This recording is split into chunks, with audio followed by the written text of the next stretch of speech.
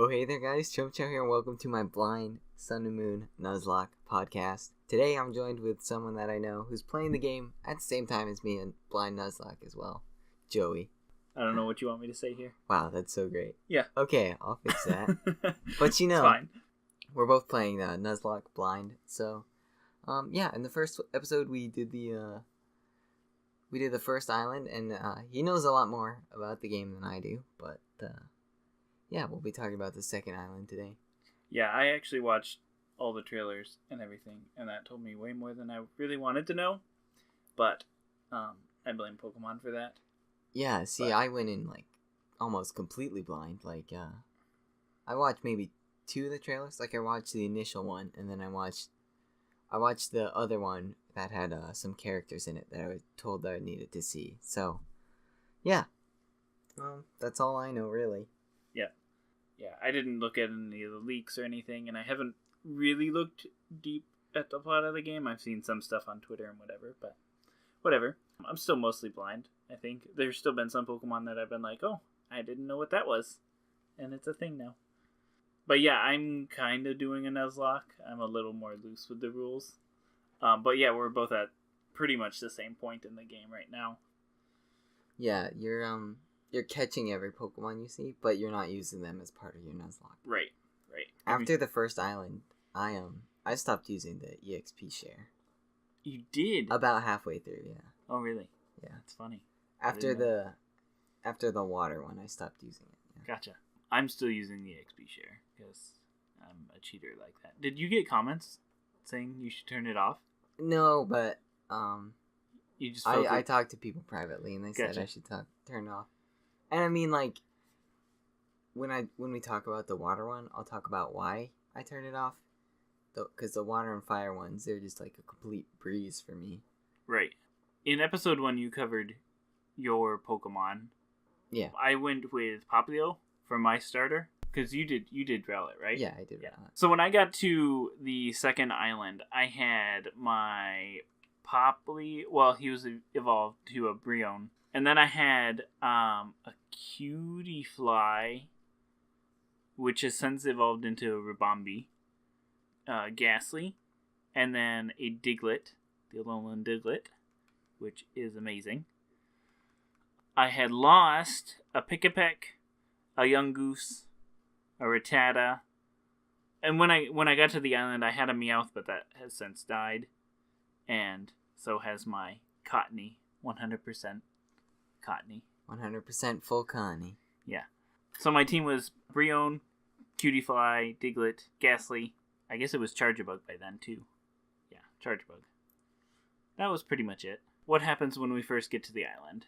So when we first get to the island, it's just, we're introduced to the Kahuna and one of the trial masters, I guess they're called, which is, we later find out it's a grass one. Or maybe they tell us there. I don't remember. Mm-hmm. Nothing really interesting happens in the town.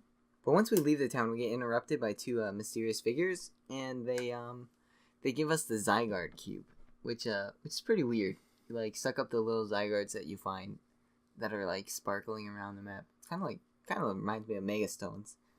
Right. Yeah, where you just kind of find them randomly. Yeah, I don't know if you saw the pictures though, but it's like that these are the guys from X and Y. Right. That helped you out, which. It's pretty neat, I guess. Yeah. And I guess that's why they're searching for Zygarde. Right. Yeah, so that's interesting. I don't know how... I have stayed blind to that entirely, the whole Zygarde stuff. I don't know what's going on there. So. Yeah. I mean, I know there's different forms and whatever, but I don't know how that works. Like, why on earth is Zygarde on the Alolan region? It's the Pokemon Z that never happened. I don't know. You know, I really do want to go on like a mini tangent, like 15 minutes of why Pokemon Z would have been the greatest game ever. Right. But I'll save that for another day. Okay. Yeah, we get the Zygarde cube, and then they send us to the next trial, I guess. Like we're going there. Yeah, we just start going to the next trial. Yep. The whole Zygarde thing so far is pretty inconsequential. I don't think it'll even come up till post-game, so... Yeah. I guess we'll see. Yeah. You never know, but... I mean, I don't know, at least. Yeah, I have no idea, but... So. And then what happens next is we start going up to the next trial, and it's like this ranch area. So, a bunch of, like, farm Pokemon.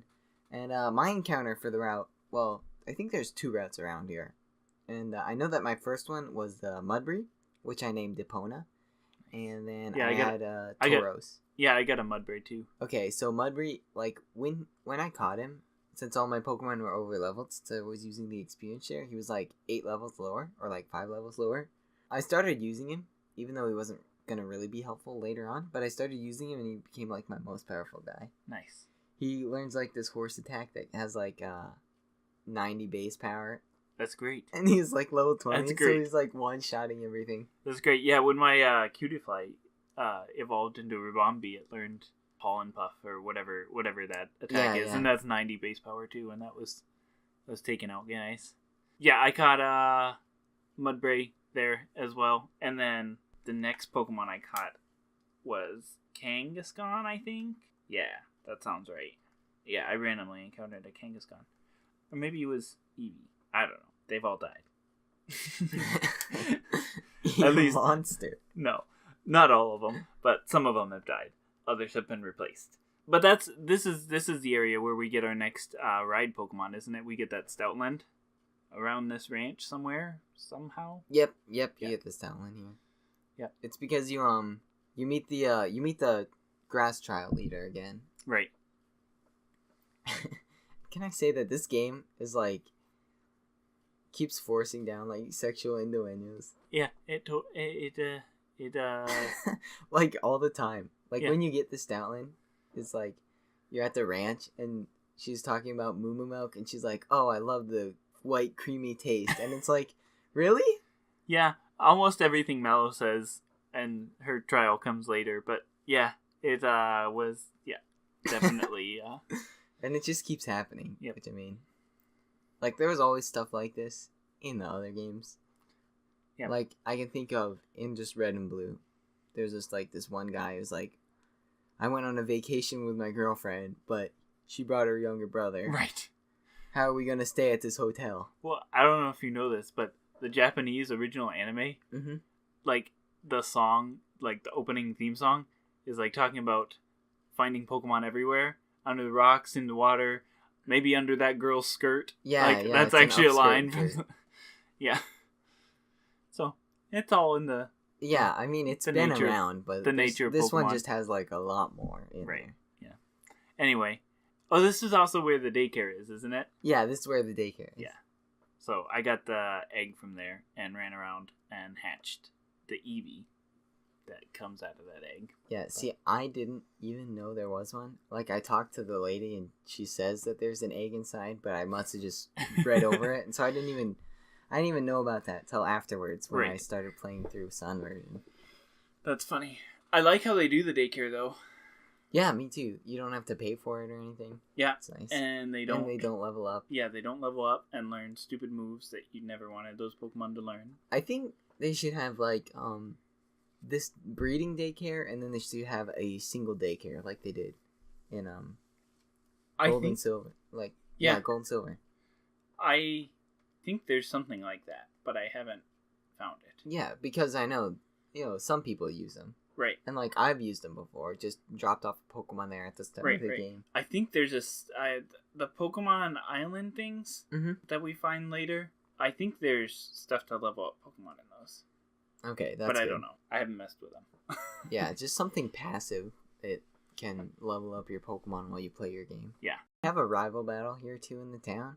I didn't lose anything. He's always a cakewalk. Yeah. So. How is really easy? He's always really easy. I think he's intentionally easy. It's just... I mean, he only has 2 Pokemon. Right. But, like, he's been easier than anyone. Like, I don't know. He is a kid, though. That's true. I think they show off that he's a kid pretty well. Yeah. Because some people are saying, oh, he always looks stupid and goofy, but he's a kid that's just having fun. Right, and I get that, and I think that is communicated. He's like your buddy. He's like a friend. Like, it's not a super serious, intense rivalry. It's just, hey, let's battle and have some fun sort of thing. But, yeah, I don't know. my Diglett took his Pikachu out, and then Brion took out his Torracat, I guess it was, or Yeah. So after the whole daycare route, we come into a new route. By this time, I had a Zubat in my team. It had just evolved into a Golbat, so it was like level 24. And then we face off against our new rival, Gladion, which he's got Type Null, which I don't know anything about. I just heard that he's really interesting Pokemon, and I really want to know more about it. But I look in the Pokedex, and you can't find him on any of the islands. Right. But so I'm guessing there's something post-game that you get him. Yeah. I mean, I watched the trailers. Yeah. And they reveal things. Oh, okay. In those trailers. So everyone knows more about it than I do. Like, Type Null evolves, for one. Oh, okay. That's new? Yeah. I mean, I know what he evolves into, but I haven't seen it in the game or anything, so I'm not going to talk about it yet. Oh, that's pretty cool. Yeah. It'll be interesting. I'm not sure how all the pieces fit together, but I have a few more pieces than you, I think. What do you think of Gladion, though? He's weird. He's like with Team Skull, but kind of not really. I don't know. Yeah, he definitely seems pressured into being joined. It's either that he's pressured or that he's just looking for strong trainers to fight against. So I'm not really quite sure what it is yet, because he says, that he wants to find strong trainers, but then he also says that he's not with Team Skull, he just works for them. I don't know what he's like. I've only interacted with him what little you do on this island. Right. And did you go to his hotel room? Yeah, I did. Get out. Yeah. That's all he says there. It's funny. So he's interesting. I'm sure he will be more significant as the plot progresses. Yeah.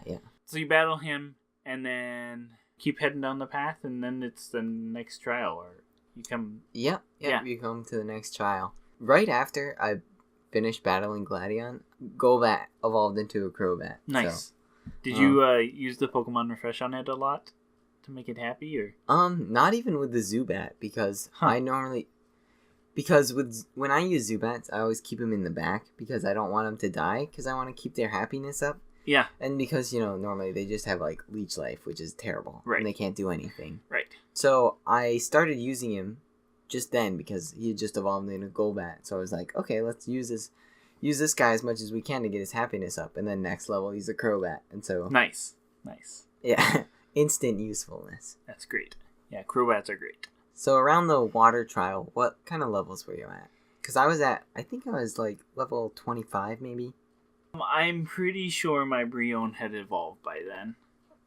Yeah. So that's what, 26 or something? I don't know. No, it evolves at 16. Sorry. So Brion had been evolved. I'm pretty sure I was like mid to high 20s. Mid to high 20s, yeah. By the time I got there, I had done a lot of unnecessary grinding, but it was mostly just exploring. And like I said, I don't run from battles. So yeah. I kill everything. And I kept the experience share on, So this trial was weird. Is you just basically follow the path until you get to the end. Yeah. And you just face the wild Pokemons. But at the end, it's like the giant, giant totem thing. Yeah. The big wishy-washy. How was that battle for you? Because I've talked to many people about this one. Yeah, it was annoying. I didn't have any electric Pokemon yet. After this battle, I went and caught... thankfully, I caught... Did you have a Charjabug, though?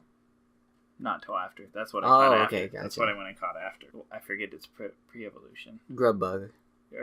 Grub... Is that what it is? I think so. Okay.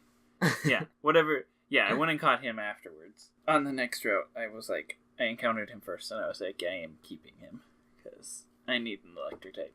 But no, I toughed it out with my Brion and used the Z move and stuff like that to weaken him. And Brion was the highest level Pokemon I had. And Water versus Water isn't great for matchup. And he kept calling more Wishy-Washy to help, which was obnoxious. But once I got him weak enough so he went to his regular Wishy-Washy form,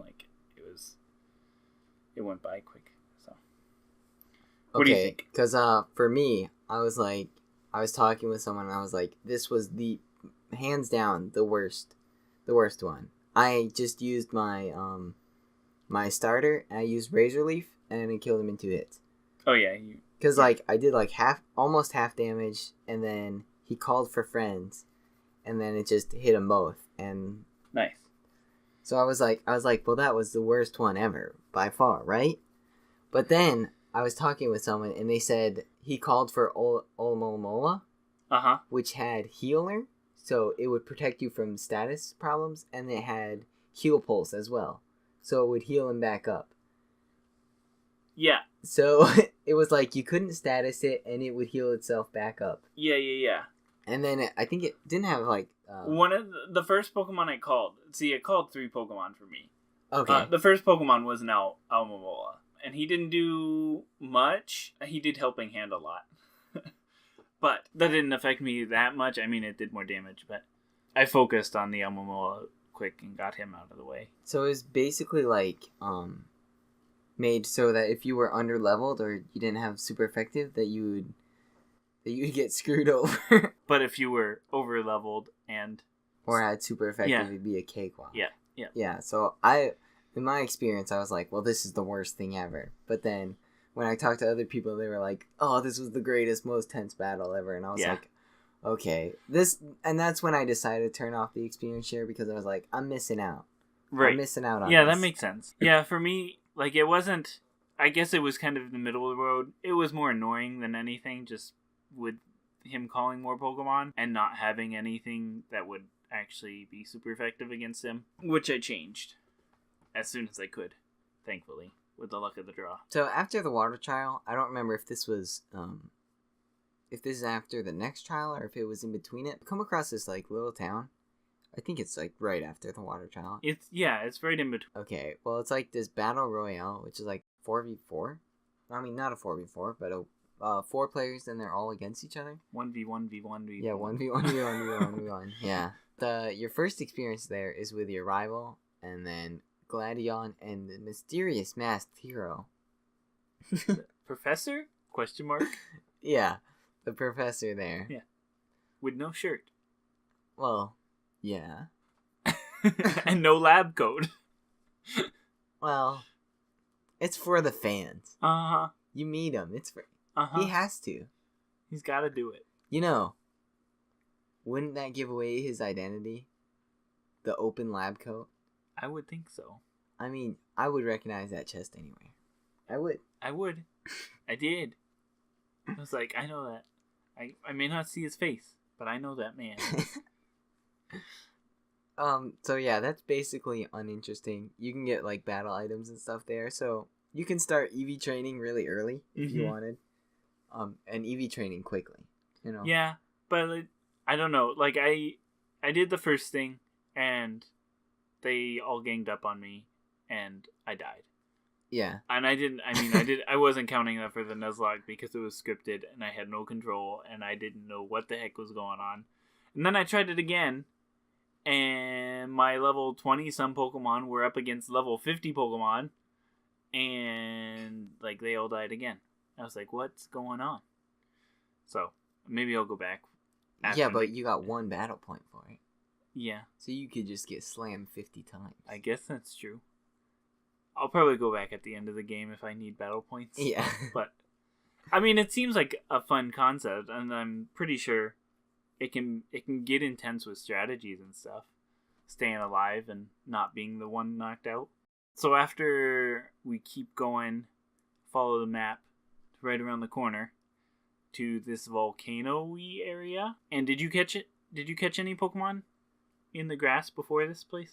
Or like in this place? In the fireplace or around there, I caught 2 really interesting Pokemon. 2 are really important. So the first one was that lizard Pokemon. I forget its name. The sand bandit or sandalit? Yeah, Sandalit. That's one. Salandit? Salandit? I have no idea. It's like a salamander and a bandit, I guess. I don't know. Salandit. Or is it a sand land lizard? It's a salamander. Okay. Well, anyways, I caught that, and mine was female, which I didn't know that when I caught it, only the female ones could evolve. I also didn't know that it was only a 14% chance that you get a female one. So I guess I got super lucky. In the next route, I was training it up, and I just turned the experience share off. So I had it out in battle, and I was training it up against a Alolan Rattata, and he called for a friend, and they both knew Pursuit, and she died. Yeah. One level after I got her. That's terrible. Yeah. But yeah, there's no way out of that. If you try to... you're switching out and... I looked in my bag and I was like, do I have a Pokédoll? Do I have a Pokédoll? Nope, no Pokédoll. That's funny. So the second important Pokemon that I caught that comes in a factor later is Magby, which is really weak early on because it's a baby Pokemon, so it's got terrible stats, and it doesn't evolve till level 30. Wow, I didn't know... I guess I knew that, but that's a lot of yeah, training. Level 30. Yeah, so it's like level 17 when you catch it. So you got 13 levels to train it before it's like actually useful. And since its defenses are so bad, I could hardly use it at all. So I just had to keep doing the switch training with it. I bet you missed that experience share. yeah, I was like hurting for it. This place was pretty much a breeze, because I had the Mudbray, Epona, and he had Bulldoze, and he just learned that 90 attack power move, and I one-shot the Totem Boss with this too. Yeah. I had Diglett, which was stronger than... It was my strong ground Pokemon, and that pretty much wiped this trial. What did you think about the little challenge dance thing? I thought it was hilarious. I loved it. I was like watching the dance really intensely. And I was like, the Marowaks moving around. I thought they were going to move in different places, like, the ball in the cup thing or whatever. But no, it was just the last picture. I figured out who you're going to be in the thumbnail. You're going to be a hiker. I'm going to... Okay. Which one's different? Just waving high. The hiker? Question mark. The new Pokemon? The fire Pokemon? The mysterious, strange Pokemon? Yeah. Yep. That was fun. It was fun. It wasn't much of a challenge, but it was definitely fun, I thought. So... Yeah, people are saying that this game is really difficult, but so far in every trial, they've had a way for you to really easily beat it. Even in the water trial at the Pokemon Center, right before the water trial, you can trade a Lillipup, which you caught in the last 2 routes. You can trade a Lillipup and get a Grass-type Pokemon from there. Mm-hmm. So it's like really easy if you want it to be. Right. Plus, I think... Just even the structure of these trials, it's water. It starts you out with water, and then to fire, and then to grass. So, once you get water, like I also have my Brion, which I had the water crystal for that. Once you get the fire, if you have a fire-type Pokemon, then the grass challenge is a piece of cake, too. And then after the grass challenge is actually rock. Yeah, so... So your type advantage, like you get type advantages as you go. So I think it's an intuitive way of teaching what's good and against what. Yeah, and that's like what I said with in the demo version. I was talking with someone and they said that they didn't like that it shows you what it's super effective against. They're like, they said that people rely on it to tell what's good and not, and I honestly don't see a problem with that. Yeah, I don't either. If they rely on that, then, that's fine. That's fine. That's how they play it. It just makes it easier for them. Right. And I'm all for the more people that play the game, the better. Yeah, I think so too. I think it's become a very accessible game. Sales figures already show that it's like the highest selling game in Europe of Nintendo, like, ever. Oh, wow. So, it's pretty cool. And they got Xenoblade, guys. I know, right? I don't think Xenoblade sold very well, but I don't think so either. Not compared to Pokemon, at least. But yeah, I really like the UI changes overall. Like, I haven't come across anything that's been confusing. Yeah, except what I said, that it should be controlled like Bravely Default. Yeah, I totally agree with that. I love Bravely Default's control system. But I kind of understand they use the D-pad for other stuff. You can register, call Pokemon to that. Yeah. Stuff. Maybe one day we'll be able to play Pokemon while we're driving. And not Pokemon Go. I don't know what you're talking about. I already do that. Uh-huh, sure. So after the fire one, it's we go into the next route, and then we get very rudely interrupted by a strange looking man. He's strange looking, all right. Although familiar looking. Yeah, it's Chorus from A Black White 2. Yeah. That was really weird.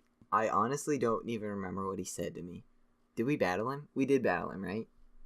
I think so. I think so, right? But I don't remember. I don't remember. I know he was saying he was... What was he? He was talking about those islands. Like, there's uninhabited islands in Alola that you can now go to, and it's in your menu now. But I haven't even tried it out. But that's why he was there.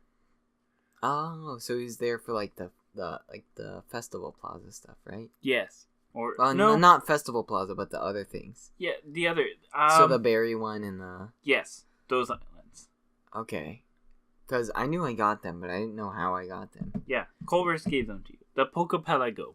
Which is pretty weird because he's an important figure. You'd think that you'd remember him and he'd be notable, but yeah, I mean, we're probably missing something, right? I don't know. I'm sure he'll. I mean, he seems to be working with Team Aether. Yeah. Team, because it was right next to their the Aether Corporation there. Foundation, whatever it's called. And he's all dressed in white like they are. Yeah, maybe I don't know if that's important. I guess we'll see what happens, but I know a lot of people were saying he might be in the game before the game came out. Yeah, that's what I was seeing too. Just like as random fan theories, like what if he's behind some of these things that are happening in the trailers, and people were like, yeah, that's never going to happen. And here he is showing up, and it's really weird. So far, unnotable, really, but they wouldn't show him if he was important later on, right? Right. Because if he was going to be unimportant, then they would just keep him in that route, and you would talk to him, and he'd be like, oh, this Bean Pelago thing is the greatest thing ever. Keep playing it. Yeah. That's what they would do if he was unnotable. Right. He'd be just like a basic NPC. If he was a one-off, yeah. So he'll show up again in important ways. So I spent a lot of time in this route because I hunted down all the trainers so I could battle the Ace trainer that said, battle everyone and then you can battle me. That was actually kind of a fun battle because they used their Z move and dropped my Pokemon down to 4 HP. Oh, nice. Who survived? It's been like a week since I played this area, so I don't remember. I know I had close calls, like really close calls. And I know I lost a few Pokemon. Like I was training up a water Pokemon and a grass Pokemon, but they both died. I don't remember what they are. Sure. One thing, speaking of close calls, I found out with my Rabombi, a couple times he's dropped down to 1 HP, but he's held on because of his friendship with me or something like that. Like, the bond between you and this Pokemon keeps him going or something like that. And I don't know if that's because I've used Pokemon Refresh, like, after every battle. I mean, I feel like that's probably why. But I think that's kind of neat. It kind of, like, if you treat them well, like, it kind of gives them the sturdy ability that time just to hang on with 1 HP. I mean, that mechanic is in the game. I don't know if it's actually in, like, multiplayer in tournaments and stuff. But no, there's no way. But even still, it helped me out through some types. I'm pretty sure that was in XY too. To a yeah, lesser degree, though. I think it was too. I think you're right. But I mean, playing a Nuzlock, it comes in handy. Yeah, and like, because it shows up after every battle that you can pet your Pokemon, it really helps you to grow attached to them. Because like, some of the Pokemon that are like, wow, this looks really weird or whatever, you can see their character and their personality showing out in these petting games. Absolutely. I caught a Kangaskhan, and it won't let me pet its baby. I think all the Kangaskhans are like that, but like it growls at you when you try to pet the little baby Kangaskhan. Yeah. It's funny. Yeah, so I mean, for a Nuzlocke, it's like good in multiple levels because you get real attached to them, but it can also save you. Yep. But if they die and then it doesn't save you, then it's really sad. Yeah, then it hits you. It hits really you hard. Sad. That Kangaskhan would never let me pet her baby. Yeah. She's so protective and loving. It's like later I lose my Mudbray, after the grass trial, I lose my Mudbray, and that hit me really rough because he was at maxed out hearts and stuff, and I was so sad. He was one level away from evolving, and rest in peace, Epona. Yeah, I'm tearing up. Since we just talked about it, though, we just talk about the grass. Yeah. That was different than the other ones, because all the other ones so far has been fight this Pokemon, fight this Pokemon, this Pokemon. They were pretty quick. It was, just as a tangent, I like the pacing of the game so far. Yeah, me too. Like, it doesn't feel... It feels segmented, but it doesn't feel choppy. And I think there's a good rhythm to it. Like, there's some quick parts that you get through quickly, like the first 2 trials on this island. And then there's a longer part with the third trial. Maybe not super long, but it's at least varied, and it mixes things up, I think. Yeah, for sure. And it's definitely interesting how you are as a player kind of dictates the pacing too, because you could just go from point A to point B as quickly as possible. I think that's why they beat all the trainers in this route, and then you could face me trainers, because it helps you to explore the whole route, and you'd find things that you would never find otherwise. Definitely. In the route before this, Route 8, there was one trainer that was like off on an island that you had to surf to the Karate Kid and Master or whatever. You had to surf to him and beat him to go all the way back to the beginning of the route to battle the Ace trainer. But yeah, I like ran up and down the route. I'm like, I battled everyone. Like, why isn't he letting me battle it? And I had to go find the guy that was out on the island by himself. And then we also didn't really touch on this at all. We said that we get Stoutland, but we didn't say what he does. I mean, you all know when you sniff with Stoutland, it's basically like an item finder. But I mean, it's just another way of encouraging exploration and taking your time with this game. And that's why I think a lot of people say it feels organic, because you're actively looking to explore this region, and you're actively looking for, new patches of grass that have new Pokemon or new items or trainers to fight this boss trainer on the route. And yeah, and I think with everything being so different in the formula, there's not the gyms and there's not badges and stuff like that. I think it's really an incentive to see what's next. You just don't know, because it's not going off of what happened before. Because I mean, like, if you look at it, it's very linear, but the way that they've made it is so that it doesn't have to be linear, and that you'll forget about its linearity by just having fun while playing the game. I think that's important. Yeah, I think so too.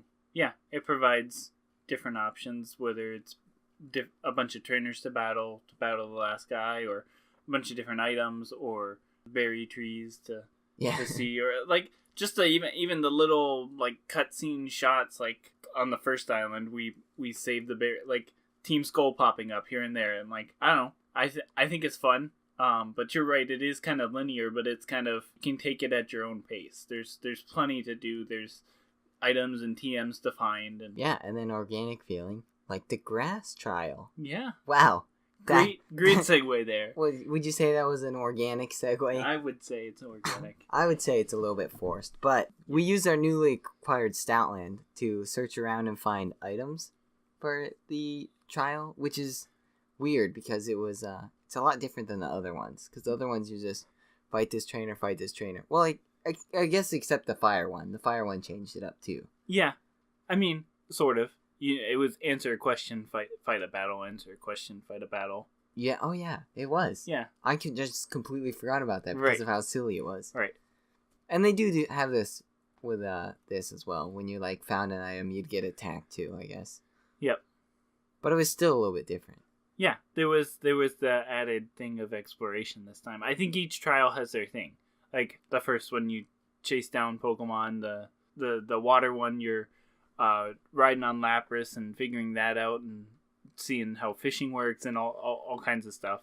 But I mean, it introduces a feature. Fire one, it's little mini game where you're guessing, and now this one you're running around with Stoutland trying to find things. They seem to be introducing like features and stuff that you can use in other places in the game, but like you have to use them in these sections. The way it currently is, where at the end you just fight a boss Pokemon, it kind of feels unrewarding in a way, Because, like, before, you'd get a gym badge, and you'd get a TM, and then, I don't know, it felt more rewarding. You know, it's like, another one down, 3 left to go. Yeah, I do agree. I like badges more than I like the Z crystals. In some sense, because I think we've seen stuff all like the Z crystals before. Not that they do Z moves or anything, but like the Arceus plates. We had a plate for every type, and it was a challenge to get all those plates. And then we had like the Mega Stones. We had to hunt all those down. And like those were things you got outside of the main challenge of the game. They were like side quest things. And with those things being side quest things before, it's weird that it's kind of the main thing in this game. I don't know. I was told, however, that Island 3's challenges are much more rewarding. And so I'm really excited because, like I've said, I've turned off the XP share. So I'm going to be, like, under-leveled probably. And since they're more rewarding, I'm ready to see what's happening next. Yeah, I would definitely say what we've been through it seems just to be introduction so far, and I hope it keeps escalating, I guess, is the way to put it. Keeps getting tougher and more challenging, for sure. And then for me, it wasn't very hard. I mean, I had Crobat. I mean, Grass and Flying is you're basically bound for success against a grass type. Which my Crobat later dies. Who'd he die to? I don't remember what he died to. I remember that he died to the move Bide, though. Oh, Bide is stupid. I swear they changed it in this game, because I didn't even know that they had Bide. Because I attacked them, and then I switched out, because I was low HP. Right. And then I switch out my Crobat, and then he dies to Bide. Weird. And so I'm like, I either like completely missed something, or I don't know, dude. So my Crobat's dead. Poor Crobat. I loved him. Maybe you'll catch another one. Just find a cave that you haven't been in before. Well, yeah, in Diglett Cave, you can catch either Diglett or Zubat, and I had both those already. Right. But I ended up catching another Zubat because in the town right after that, you've not gotten to Diglett Cave yet. No, I haven't yet. Yeah, because you just beat the... Yeah, I just beat the grass trial. Well, right after that, you go to Diglett Cave, and there's only Diglett and Zubat in there. I caught Diglett, and in the next town, you could find someone that will trade you a Poliwhirl. Uh-huh. And I got one with a plus attack nature, so I traded the Zubat for the Poliwhirl, and then I used a Water Stone on it, so now I have a Poliwrath. And that kind of made up for the dead Crobat. Yeah, but, there you go. There you go. Not really. I don't know. Poliwrath is still pretty neat. So Mudbray's dead, Crobat's dead, 2 of my main guys, and then the Sand guy's dead too, the Sand Lizard. Yeah. My new Pokemon have been Poliwrath, and then the Magmar as well, because I leveled him up to be a Magmar. And then my third one was Chargebug, which I had already caught before, I think. No, I think I caught him on Route 8, and I just didn't start using him until now. Oh, we should talk about one thing. You and I traded. Yeah. Yeah, you talked about your Abra last week, and I wound up with a Ghastly that I caught in the graveyard. And we both had trained him so that yours was a Kadabra and mine was a Haunter. And so we traded and traded back, and now we have an Alakazam and a Gengar each. I just thought it was kind of funny that we got the original trade to evolve Pokemon and traded them to each other and traded them back. Just wait. I'm going to get him a Champ, and you're going to get a Golem. Yeah, dude. Let's do it. I'm game. No, what we should do is go to the next gen. You get a Scyther, and I'll get a Onyx. Hey, yo, I'm down with that. A Caesar, hello. Anyway, so yeah. I have my Brion, my Gengar. On Route 8, I caught a Stuffle, who I nicknamed Build-A-Bear because he's a Build-A-Bear. And then I have my Chargebug and my Ribombee. I think I'm gonna get rid of Ribombee though. He's been great, but I think he's kind of at the top of his potential because he doesn't evolve anymore. Yeah. Bug Pokemon. Yeah. I mean, he's strong. He's stronger than any bug I've ever used before, I think. He's got 2 90 base attack, 90 attacks. Yeah, but his stats will fall off pretty soon. Yeah, that's what I'm thinking. And I need more variety in my team. I've got the Charjabug for bug type and my Brion for fairy. For fairy, yeah. And then I just went back to 10 Carat Hill or whatever. On the first island, that cave at the bottom underneath the professor's lab, I never went back. I never explored there, so I was just exploring. And I caught a Carbink. Is that what it's called? Yeah. Yeah, Carbink. Yeah. That was the first Pokemon I encountered in that cave, so I added him to my team too. So that's where I'm at. I've actually faced the Kahuna. Right. And yeah, she was pretty easy because, I had Poliwrath and I have my Dartrix. So, I mean, and I've got the Grass Z move and I got the Water Z move. So it's just really easy for that. And the Fighting Z move. Oh, yeah, and the Fighting Z move too. So I was like... Do you have Water or Fighting on your Poliwrath? I have Water on it currently, but I should have Fighting because he knows Brick Break and Scald. Nice. But Scald is a special move and he's a physical attacker, so gotcha. I should switch it over. Before you face the Kahuna, actually, you face a Team Skull admin. Oh, I haven't gotten to her yet. Yeah, you haven't gotten that far. Keep going. Yeah, you normally only face grunts, so I mean, they're sending admins at you now. You're getting noticed. I'm excited. The story's picking up. Yeah, is it Plumeria? Is that who it is? The girl, the girl, the big sister, or whatever her name is.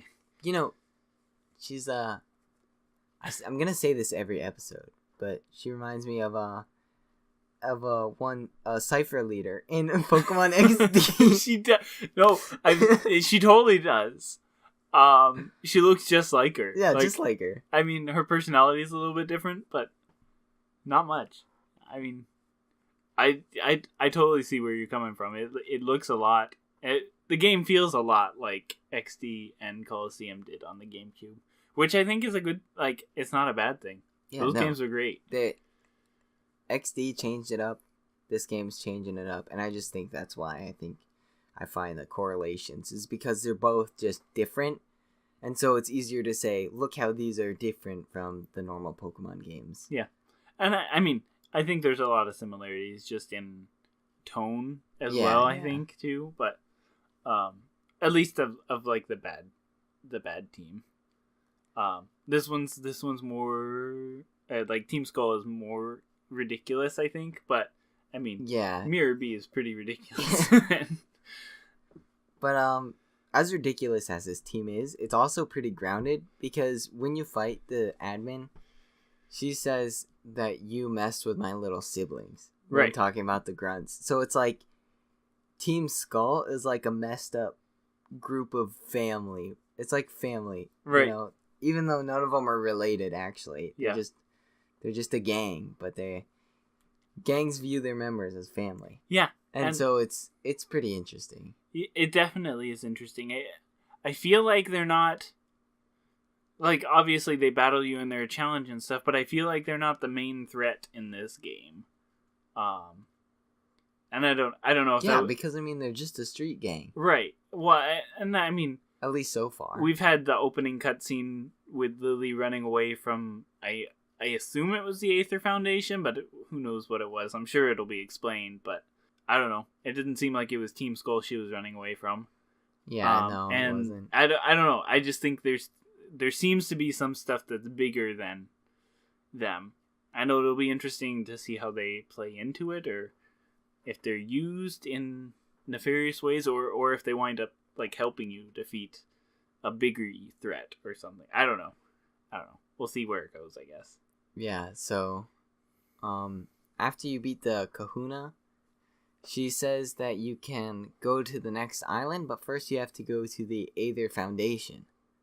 So that's where I'm at right now. I haven't gotten there yet, but that's where we're headed. So, lots of big things. The Team Skull is just a gang, may not be the real threat.